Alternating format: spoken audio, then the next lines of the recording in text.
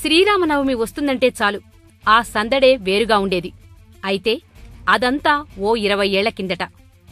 మారిన కాలానికి తగ్గట్టే ఈ పండుగ చేసుకోవటంలో మార్పు వచ్చిందని చెప్పక తప్పదు.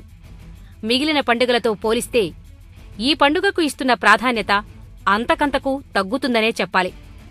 అయితే రాములోరి ప్రత్యేకమైన గుళ్లలో మాత్రం ఈరోజుకీ అంగరంగ వైభవంగా రాములోరి కళ్యాణ మహోత్సవాన్ని నిర్వహిస్తున్నారు.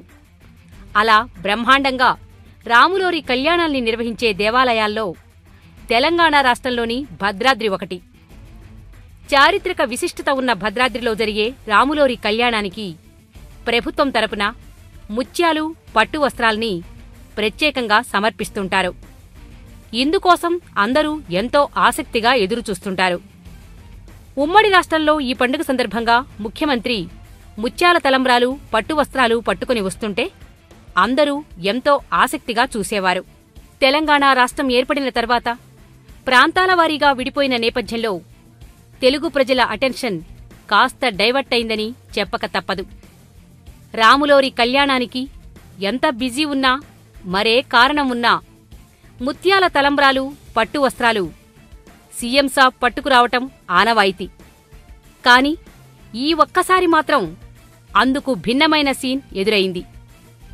స్వల్ప అనారోగ్యమే కారణమైతే ముత్యాల తలంబ్రాలు, పట్టు వస్త్రాలు పట్టుకురావటం అంత కష్టమవుతదా అన్నది ప్రశ్న. కేసీఆర్ రాకున్నా ఆయన సతీమణి, ఆయన మనుమడు తదితరులు వచ్చేశారు. కేసీఆర్ స్థానే ప్రభుత్వం తరపున ముత్యాల తలంబ్రాలు, పట్టు వస్త్రాల్ని దేవాదాయ శాఖ మంత్రి ఇంద్రకరణ్ రెడ్డి స్వామివారికి అందచేశారు. ఈ మధ్యన కేసీఆర్కు జలుబు విపరీతంగా వేధిస్తోందని చెప్తున్నారు. తాజాగా జ్వరం కూడా ఉండటంతో ఆయన నీరసంగా ఉన్నారని, అందుకే స్వామివారి కళ్యాణానికి రాలేదని చెప్తున్నారు.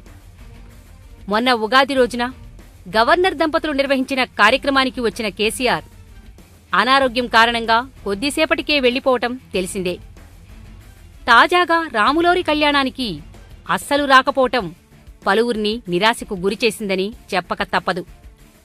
ప్రభుత్వం తరపున దేవాదాయ శాఖ మంత్రి పట్టు వస్త్రాల్ని అధికారికంగా సమర్పిస్తే సీఎం కేసీఆర్ కుటుంబం తరపు మాత్రం ఆయన ముద్దుల మనవడు, మంత్రి కేటీఆర్ కుమారుడు హిమాన్ష్ పట్టు వస్త్రాల్ని సమర్పించటం విశేషం.